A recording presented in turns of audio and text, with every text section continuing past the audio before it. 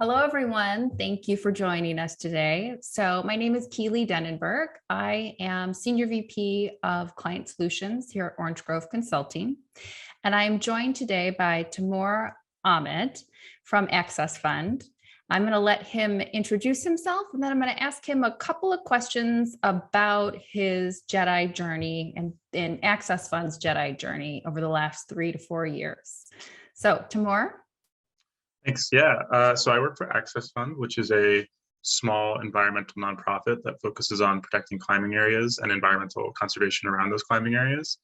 And I joined in 2018, and I have a split role. I'm on the policy team, and I'm also our JEDI, just Equity, Diversity, and Inclusion Associate.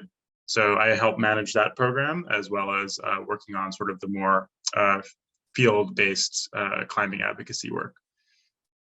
Wonderful. Thank you. And you are a climber. I am indeed a climber, yes. Yes. So tell me a little bit about how this came up, what the context for the JEDI program, which 3 to 4 years ago you started. So a broader background is that essentially about maybe 5 or 6 years ago in the climbing community, what we were beginning to see was the growth of affinity groups, mostly starting on social media and then manifesting in the real world. So organizations like Brown Girls Climb and Flash Foxy and Brothers of Climbing and all of these other climbing-based affinity groups were just organically growing. They were grassroots organizations just run by everyday climbers from all around the country. And it really started creating a consciousness in the climbing community that racial justice, gender equity, all of these things that have obviously been a conversation more nationally for literally centuries were also relevant to the climbing world, which I think historically has been pretty insulated from that. But these affinity groups started making JEDI part of the conversation within climbing specifically. I got involved with that movement just on my own time as a climber, as someone who cared about that work, and was also in DC working in environmental policy. And while I was in DC, I came in contact with the Access Fund, and I came in contact with lots of affinity groups. And so I was building experience in my personal life doing JEDI from a grassroots point of view, and in my professional life doing environmental work and working for an environmental nonprofit. And that's kind of how I wound up at Access Fund, was making connections in DC, having these conversations around affinity groups and climbing, and talking with folks at Access Fund about how this is kind of a big deal now. And to Access Fund's credit, they were very ahead of the curve before I was hired, with an awareness that this was a growing issue and was something that really needed to be addressed. And we're a couple of years ahead of, I would say, of a number of other organizations in realizing we need to hire someone. Like, we can't just have a committee, or we can't just, put it in our HR department, but we actually need to hire someone to focus on JEDI work. And and that's kind of when I popped into the picture in like late 2018, fall 2018, just about. It's just so impressive that it was something that you said that it wasn't HR, it was ahead of the curve. This was years before George Floyd, which is when many organizations, kind of realized, oh, wait. And one thing I should clarify, we are referring to JEDI versus DEI or D&I. Do you want to share why that is and what JEDI stands for? Yeah, so JEDI, Justice, Equity, Diversity, Inclusion. We actually initially, my title was DEI Fellow or something like that. We wound up adding the J just because it just felt like it made sense. It felt like the whole point of DEI was to create justice, right? That's why we do those three things. So for us, it was just like, yeah, why not? And also JEDI is like a nice acronym that people are familiar with. So we didn't think super hard about it, honestly. We just felt like justice was the logical conclusion of the rest of the acronym. Great, thank you. So in terms of your work, 3 to 4 years ago, you mentioned that you had created some priorities. So can you talk a little bit about what those were? Yeah, so, I guess the stages of growth of all this is like, one was like awareness, like, oh, JEDI is a thing. and Jedi matters to climbing. Like those are the first two steps. Like this exists, and it matters for my organization, it matters for my community. And then once that awareness was reached, it was a matter of like, well, what are we actually going to do, And of course, I think for any organization, the first step is just creating a theoretical framework. Like, why does Jedi matter to you? Who do you hope to serve? What is your theory of change around social justice in the outdoors for us in particular? And those are just like philosophical underpinnings that any organization has to do to be able to articulate to their constituents. This is why we're devoting staff time to this. This is why we're using your donations. I'm speaking from a nonprofit perspective, obviously. This is why we're putting your donations towards this work, even though it's not necessarily like completely literally protecting climbing areas, although I would say it is protecting climbing areas. Absolutely. It's just not as obvious as, building a trail or getting a policy changed at a Forest Service area. But once you've articulated that sort of philosophical underpinning, then the question is, well, what are you actually going to do in the real world? And the way that we answered this question really fell, and this is a theme that underlies all of our Jedi work, is two buckets, the internal and the external. And to me, they're obviously interconnected, but they're also very different. So when I'm talking about internal Jedi work, I'm talking about, I think, largely what Orange Grove has helped a lot of organizations with, which is how can we improve our own workplace, make it a place where everyone can thrive. And then the external work is more, how can my organization serve communities, marginalized communities, right? Or anyone who would benefit from some sort of Jedi work. And the way we determined our priorities differed between those two buckets. The internal side was really, we did an assessment, which is very, very common. We did an in-house assessment, and we did an assessment that was both quantitative and qualitative. So the quantitative side was a survey with workplace experience questions that measured demographics. And basically it was a bunch of workplace experience data and a bunch of demographic data. And you just put them together and you see where the disparities are. And you see what you're doing well too. And so we saw in that data very clearly that people of color at our organization were very happy and thriving and felt respected and valued, appreciated, and able to do their best. Whereas women on average at our organization were a little less satisfied than men. It wasn't massive, but it was consistent enough that we were like, okay, this is a priority. Gender equity is a priority. The other part of that assessment was really thorough, essentially ethnography, which is what my academic training is in sociology and ethnography. And that side of it was just about listening, like listening. Intentional, sustained listening is like one of the most important things in all of this. And that was interviews with every single person on staff, like in-depth one-on-one interviews with everyone on staff, small group conversations, and a lot of organic conversations too, just all the different forms of feedback that we could take.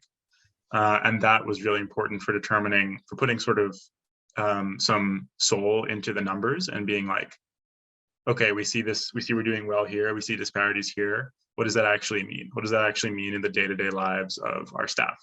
And so that's what all of that qualitative data helped flush out. So that's the internal bucket.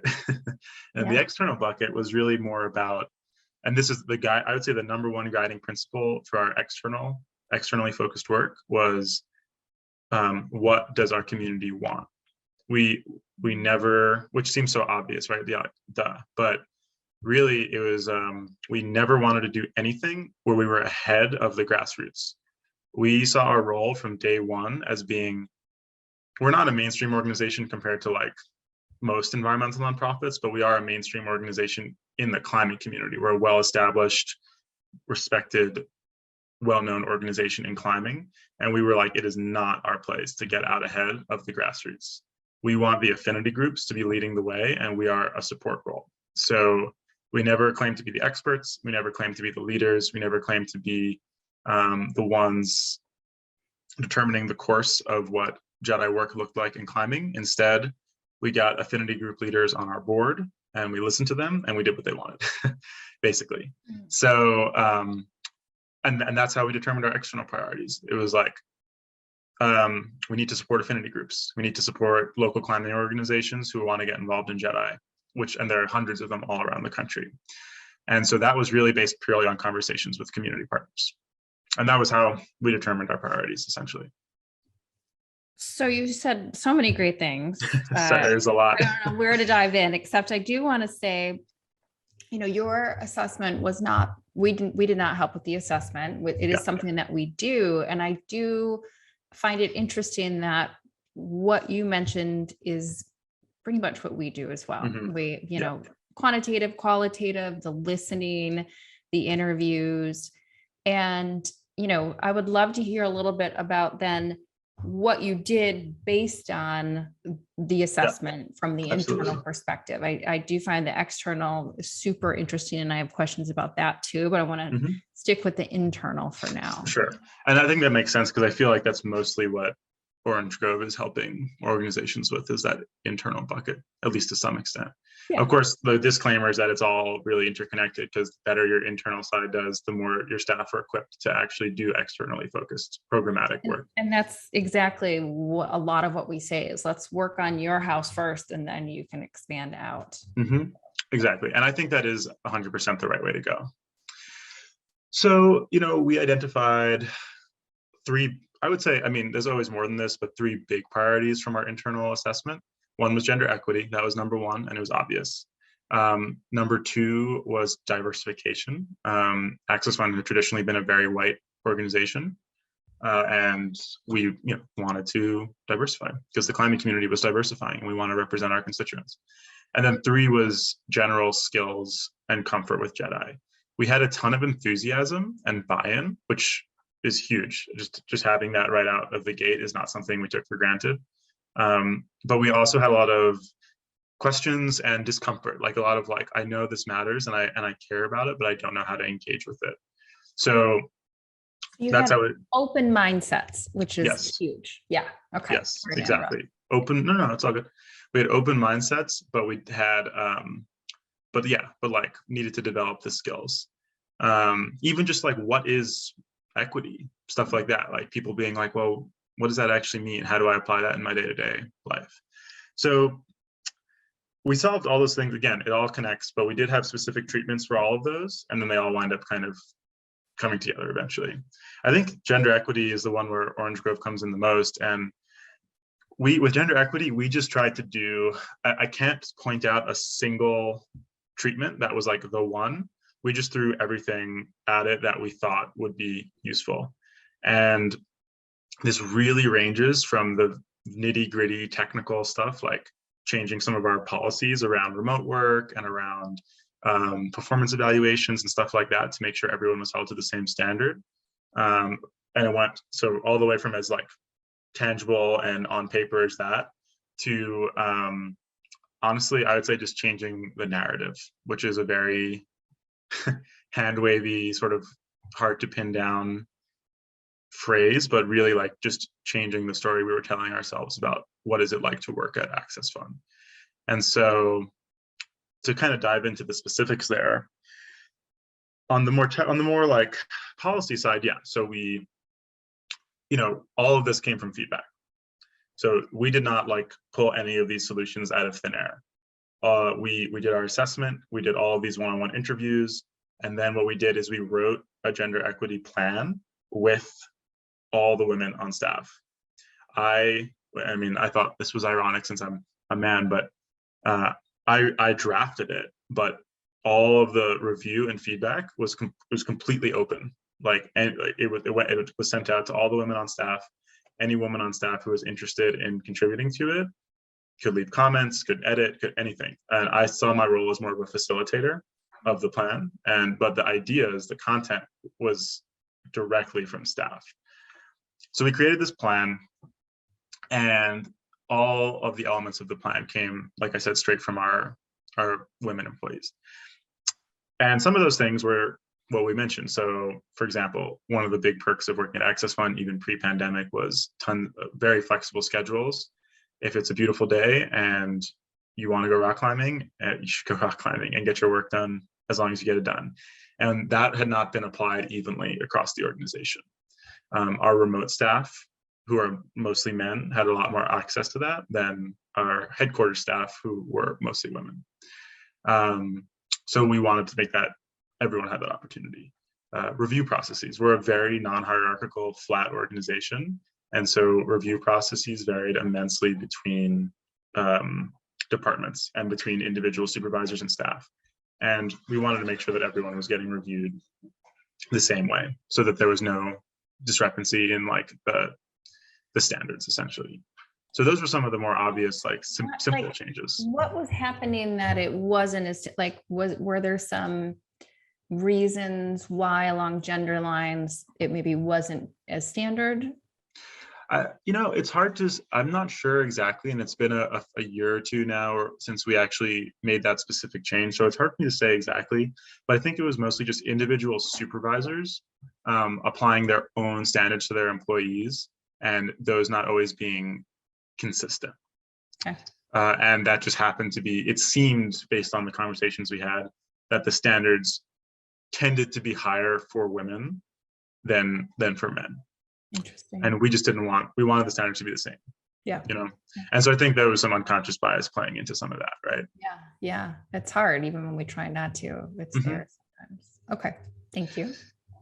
So those were some of the more boring changes, but they were necessary. They're very important. And important. And bigger changes we made were totally restructuring leadership. That was big. Like I said, we're a super flat organization, but we were almost too flat. And there was very minimal representation of women in leadership. And we just completely redid leadership. We changed the organizational like flow chart of reporting and supervisors, and we reconfigured it just using staff we already had, so that at the VP level and up, we went from having like, I'm just guessing here, I think it was like 5 or 10% of leadership was women to 40%. So that was big. Like we were like, we have to put our money where our mouth is on this one and make sure that at the highest level where all these conversations are being had, that like at least close to 50% representation is there. So restructuring leadership was a really big one. We also tried to create a lot of opportunities. One thing we saw from our survey was that people felt like they had a good job, but they felt like they couldn't move up. There wasn't a ton of chances for upward mobility. And part of that is just because we're a really small organization. We're about 20 full-time staff. And so we just tried to create more opportunities internally, whether that meant even if it's just like a title change and a pay raise and a few extra responsibilities, but just like giving people opportunities to keep growing and not feel like they're stuck in their role. And those have overwhelmingly gone to women on staff. And that's not because of like a sort of affirmative action type scenario. It's more because of the nature of the roles. So like most of our field roles, our programmatic roles were mostly filled by men, and most of our headquarters like operations, development, communications, most of those roles were filled by women. And there was more opportunity for growth in those roles that we weren't tapping into. In our programmatic side, there's not, like those are director level positions essentially. So they're pretty self-directed. Whereas in our ops, finance, development, communications, there was room for growth. Like there were, we were hiring some work out to contractors that we realized that we could give to staff once they had the experience. And so we really tried to look for opportunities internally where we could give people a pathway to advance. Can I ask you, did you see about those different policy changes and processes that you updated? Did you happen to see, and the answer can be no, any operational benefits realized that you were not expecting? Operational benefits, meaning like? Well, in terms of, changing leadership and developmental, opportunities, like say contractors, right? Like that would, not hiring a contractor might have been an operational benefit that you wanted. Yeah. I think we saw a ton. I mean, honestly, the biggest benefit we saw is that the way we held meetings actually changed a bit. Like when we had all staff meetings, and I think Orange Grove actually helped a ton with this because of the model of small group conversations. And we really realized, and I think a lot of this came from restructuring leadership and the folks that we got into leadership, we started taking those meetings as more of an opportunity for staff to like be together and talk together than to like be super technical about the nitty-gritty of our work. And I think that enhances our capabilities, because one big problem we had was sometimes like a lack of communication, or at least coordination, between our programmatic folks and our HQ folks, our operations and our communications folks. And obviously we need a ton of coordination there, because we have to communicate our work, we have to get everyone paid, we have to do all the normal things that where there's a collaboration between programs and HQ. And yeah, there'd been miscommunication, there'd been tension, there'd been not always being on the same page between those departments. And I think when we switched to thinking about meetings as like more of a chance for us to get together and like kind of just hang out, like like we spend our all staff meeting, half of our all staff meeting is just like icebreakers now. It's like not even. Yeah, you're establishing rapport and all the things you need for good communication. So, okay. Super. And yeah, so I would say that's a huge operational benefit. No, absolutely. I don't want to just ramble on and on. So yeah, but you know, like all these technical things obviously are super important and they matter, but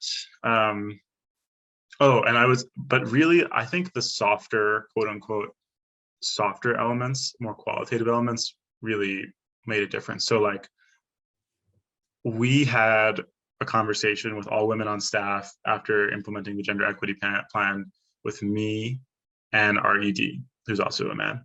And just sat there and listened to the group, and we had these conversations and we had check-ins, and we just were always checking in. And we don't have an HR department because we're so small, and so essentially myself and the ED like were a quasi or a de facto HR, and we really tried to address individual concerns. Like, and these aren't things that I can necessarily discuss because they're not like a policy change, but if like one staff member was like, I'm struggling with this, we would try to address that specific problem, whether it was an issue with a supervisor or whether it was feeling like there was nowhere to go in the organization, or whether it was something altogether different.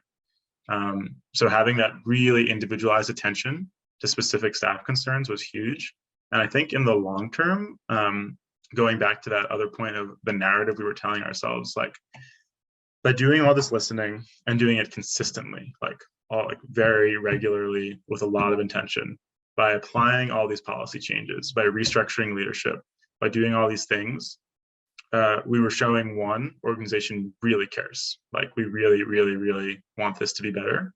And I think when staff believe that that's true and believe that leadership has their back and will do what they need to do to make their experience great, the experience just changes, because you believe that Access Fund is a place where you can thrive. And so I really think a big part of it was just changing this narrative that like, you know, this is a great place for everyone to work. And then following up that with all the technical stuff, showing that we really care. And I think eventually people just were like, yeah, like I'm supported here, I can thrive here. And that's soft. That's not something you can quantify, like a change in mindset like that. I mean, obviously you can do another survey, but the process by which that happens, I think, is a little harder to pin down. Yeah, it's a combination of things that, you know, lead someone to have a different understanding, which, yeah. And we just talked about it a lot, you know? Yeah. Like I didn't even mention a subject. Yeah. And it's ironic that I'm talking with you and I didn't even mention all the training we did. You know, we hired Orange Grove. We did a ton of training. We did a substantial amount of training with y'all, and we did other training as well. And we talked about it. You know, the training wasn't a one-off. Orange Grove did an amazing job of making it like really consistent. People felt incredibly comfortable being vulnerable, which was like amazing. Like people really felt like they could talk to each other. Like women on staff could talk about how they felt. Men on staff could ask questions without feeling like they were going to say the wrong thing and like be canceled because they like weren't up to date enough with whatever we were doing in terms of gender equity. And that was a really powerful environment. Like that environment, not only of training, but just of like group togetherness and honest conversations, was so big. And it also enabled our staff, like the training training can not work or it can really work. And I think it really worked for us because we had already built a lot of trust.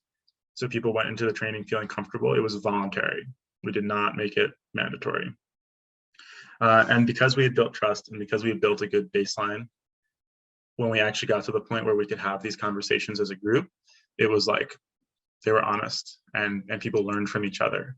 And so our staff was equipped with the tools to actually address gender equity in the workplace. Like they actually had the vocabulary, they knew what people's lived experiences were like. And I think that just makes people more sensitive. You know, it's like, it just adds up to the less of the small things, less of the interruptions in meetings, less of the double standards, less of whatever it is that happens on a day-to-day basis that's very small in isolation, but adds up over the course of a career. You know, it's almost like you're speaking Orange Grove's exact language, and we did not plan this, but we do talk about the 3 steps that we believe are the 3 things necessary for changing. One of them is open mindsets, which you had. The next is building skill sets, which you did. And the third is improve the environment, changing processes, which you also did. That really tracks. So, yeah, you're like living this example of what we tell our clients and what is in Jodi and Kelly's book. So we did not plan this, but that's exactly. It totally tracks. It's super. Yeah. And so actually to take a step backwards, I feel like we've talked a lot about 2 and 3, but the 1, like the baseline, that's tricky because you don't, like when I came in, I had 0 control over that, like staff with staff. And we were just really, I'm just gonna say we were lucky. Like the people we had working at Access Fund are really good folks who really care. And I don't know why, like we just got lucky there. But what I will say, where I think we stopped getting lucky and more started being intentional about that, was hiring. Because the other piece of this puzzle is like we got really intentional about our hiring with an eye to hiring people who were already pretty savvy with JEDI. So we needed to hire for all sorts of roles, whether it was a programmatic role or an operations role. But we totally changed how we changed our job applications. We changed our interview questions. All our job descriptions go through a JEDI read. We use a worksheet, and I personally read all of them really carefully to make sure that we're using the right language and having the right qualifications. Everything we can do to cast a wide net. We advertise to a much broader network, including a lot of JEDI specific job boards. And none of these roles are JEDI roles, but JEDI has become a requirement, not a preferred qualification. It's like, and we don't say you need to know exactly what you're doing. We say you need to be willing to learn and grow with us on our JEDI journey. And we have hired people who are really savvy with JEDI, who are ahead of us in many ways. And by hiring those, every time we hire one of those people, like the organizational skill level just gets leveled up. And we don't have to worry about like, do we have staff buy-in? Because we're only hiring people who we know care. And so in the beginning, we were lucky. We had a great group to start with. And over the years, as we went through a certain amount of churn, every role we filled, we essentially filled with someone who, even if they weren't experts already, we knew would be really willing to learn and grow with us. So that was huge for going for that step 1.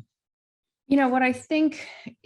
So 2 things about that. Number 1, a lot of organizations think, oh, well, we could do a training and build skill sets, but people will leave and the new people come in and they don't understand those skill sets. But number 1, if you're hiring people that do have that skill set, you don't have to worry about that. Number 2, if you come into an environment and you're seeing, you know, kind of inclusive leadership models, you don't understand that, you start to pick up on it from what your leaders are doing.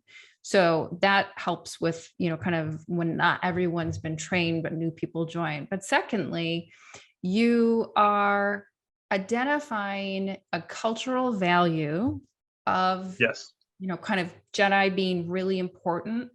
And that's part of now your screening tool, which means that you're going to bring in people with those open mindsets. So that is huge. And those are some recommendations we've given other organizations. You didn't need it because you already knew that. You know, like we did, I want to give us credit because we did a good job, but we also, I think we were lucky in many ways too, because like I said, just having a lot of buy-in from the get-go, but also just being a small organization. Like, we're super nimble. Like, there's no, if I need to talk to my executive director, I just text it. Yeah. It's like, if anyone on staff has an issue, they just call me. So it was really easy for us to make change. I mean, I could spend hours talking with individual staff members because I only had 20 people to talk to. And maybe that doesn't help if you're a 1,000-person organization, but the principle still applies Right. because there's still teams. And if you are a bigger organization, you can use the same principle, just to apply it to a 10-person team or a 20-person team or whatever it is. Yeah, absolutely. I think this is super helpful, everything you're saying. So tell me a little bit about what you found to be most effective and maybe least effective, as much as you can tell. I know you did a bunch of things, so it's hard to parse out what effective each one was, but I think you have some thoughts. I would say the assessment was really essential. Like having, and we did, and by the way, we remeasured, we used the exact same questions. We made almost no changes to the assessment. And the long story short is that after about 3 years, I would say, I think we did our first assessment, and then 2-3 years later did our second. And this is accounting for new hires. This is accounting for all the other external variables. There's no longer a quantitative difference in workplace satisfaction between men on staff and women on staff at Access Fund, which is amazing. Which is huge. We're very relieved and happy about that. Yeah. And yeah, so that's just some context, is that something worked. Yeah. And then, I think, so what worked, doing a really thorough assessment. The quantitative part was important, but I just want to emphasize how important the sustained intentional listening and as personalized as you can make that. And I think what really worked was making all solutions essentially grassroots, if you will. Like, nothing comes from me or my executive director. We are never saying this is what we're going to do. We are always asking staff, what works? What do you feel like you need? It's not like I can't have ideas and run with them. Of course I can do that. But if you're trying to serve a community, you are serving the community. They are leading, you are serving, right? That's just this huge guiding principle for everything we've done, I would say. Which, just to jump in, that's also your philosophy externally. Yeah, absolutely. So there's a consistency there. Mm-hmm. I think honestly, just things that work, and these are more sort of lessons learned and less specific treatments. We never tried to force this. If a staff member was uncomfortable, we never tried to police staff or punish people for not being savvy enough with JEDI or anything like that. That's why trainings were voluntary. We really didn't want people to feel like this was being forced upon them, because that's just gonna, the research shows that just backfires. If you force the JEDI training on people, they don't engage. At least that's the research I've seen. So we really tried to make it a really comfortable environment, because JEDI can be intimidating and it can be threatening even. People feel, and whether this is right or not is not the point, that someone feels threatened by it, but people can feel scared. They feel like they're going to mess up, and they feel like they're going to be publicly shamed because they're not woke enough. And we really tried to stay away from that. When I talked, especially with older male staff members, I really was like, look, they would be uncomfortable with some of this. And I'd be like, that's fine. You don't need to have it figured out. You don't, yeah. I won't repeat myself, but basically, yeah, we tried to make it a place where people never felt like they were going to be punished, No judgment zone. You're right. No dumb question zone. Yep. Exactly. No dumb questions. We built in a lot of accountability, and we did that in a few ways. One, and I give a huge amount of credit to Access Fund before I even got on staff, we started filling up our board with JEDI leaders, with affinity group leaders, with business owners and climbing gym owners of color, with advocates, people of all different sexual orientations and races and genders. And we really made a point of having our board be stacked with people who are going to hold us accountable and really care about these issues. Yeah. And that was huge because it's like these theoretically, these are the folks in charge. And so we just built an architecture there where the folks in charge cared about this and cared that we were doing something about it. And we were also really transparent. And I would say this is pretty big because sometimes people are like, well, what are you actually doing? And this actually did grow out of George Floyd. Is essentially we've been doing all our JEDI work very quietly in the background. And then George Floyd was killed, and that was a huge catalyst. And we got a bunch of people asking us, well, what are you doing? Like, what are you guys doing? And it was like, well, we've actually been doing a lot, but we hadn't talked about it at all. And there's a big difference between marketing it and being transparent. We did not market our JEDI work. We did not try to get brownie points for doing JEDI work. What we did do was we just put up a web page and just put all of our JEDI work on it, all of it. And it's available. You just Google Access Fund JEDI Journey, and you can see every single thing we've done from 2018 to present. And we didn't do a ton of marketing around that at all. It's just there, and it's an accountability mechanism because people can go, okay, this is exactly what they've done. And I felt like that was important because it showed that we were taking it seriously without trying to use it for our own benefit. It wasn't a branding ploy. Exactly. It wasn't a, kind of. And in the long term, that makes people think you're more legit. Yeah, well, because it means you are usually. Yeah. So my chair is decided to move on its own. So I would love to just spend the last couple of minutes of our time together talking about the external piece. I wanted to come back to that because I think some of the things you've shared in the past have been really interesting and impactful and inspiring. So I wondered if you could share a little bit about external. Yeah.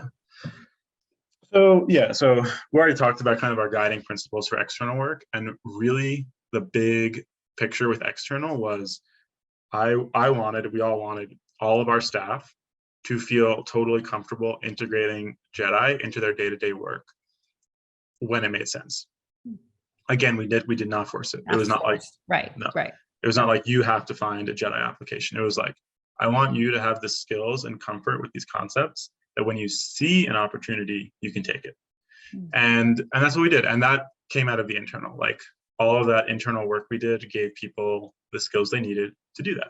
And I wouldn't say we have it totally nailed. I'm sure we can be doing more, but we've had staff who just like, they see opportunities and they take them. And it's really, really cool. And this is everything from like relatively simple, but still really impactful stuff. Like, we do a t-shirt every year. And just making like, who are we hiring to do our art? We can hire women, we can hire Indigenous folks, we can hire all sorts of people to do our art and choose where to spend our money and choose who we are giving a platform to express themselves.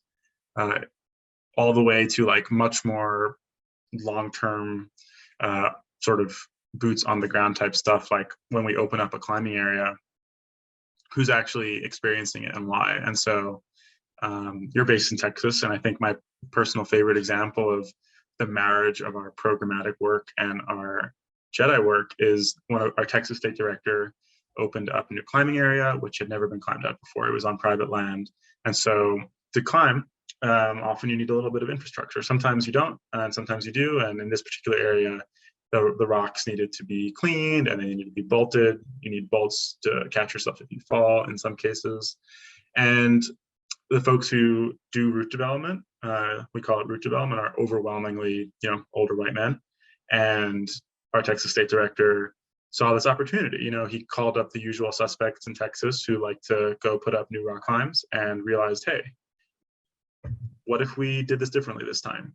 And so he got in touch with a local affinity group, Texas Lady Crushers, and they created this awesome, super organic little grassroots partnership where all of these very experienced route developers got paired up with a mentee, all women, mostly women of color, from this organization, and they went out and they developed this crack together. And it was incredible. It was like, I don't think anything like that had ever happened before, but it really combined everything that we love. It combined opening a climbing area. It was opening a climbing area, creating new climbing, doing conservation work, stewardship work, so that the area doesn't get over impacted, and then combining that with um, connecting with an affinity group, asking what do you all actually want to do? Are you even interested in developing this crag? And the answer, by the way, was an extremely enthusiastic yes.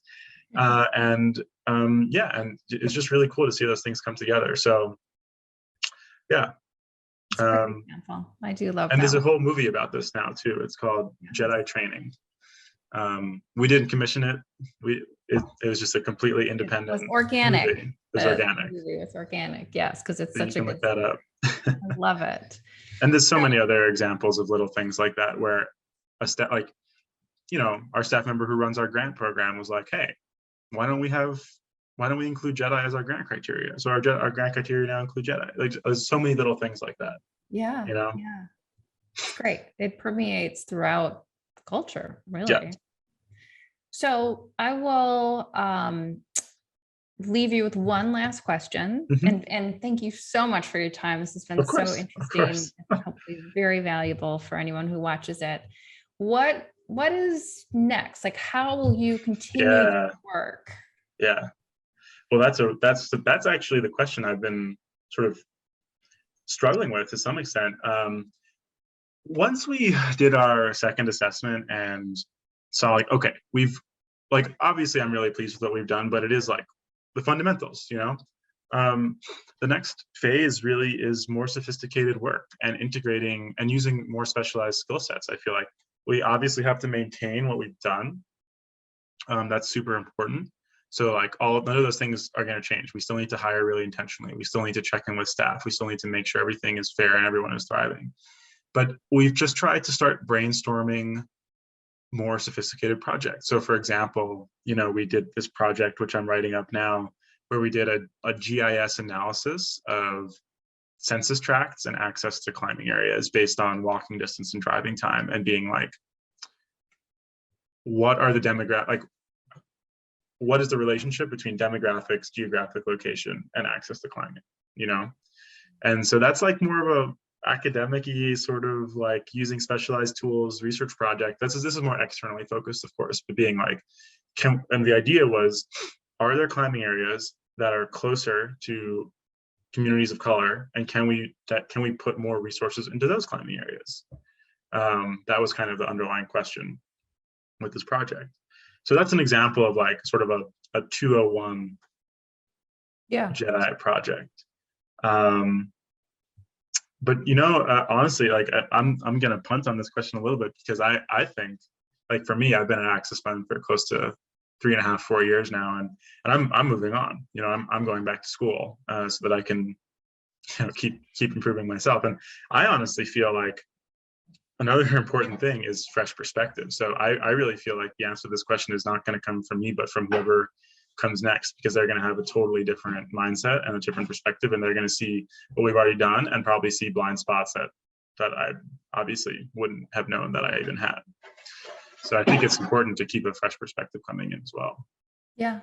Well, I think that's an excellent kind of next step, is to have fresh eyes. And I think that as you mentioned, there's a deeper dimension, and it's almost like the bigger the skill sets internally, the more you can then take those skill sets externally to make a difference. Absolutely. And so I love that, your example with GIS. So, well, thank you so much. I really appreciate it. We have on our website linked to your JEDI page on Access. Oh, great.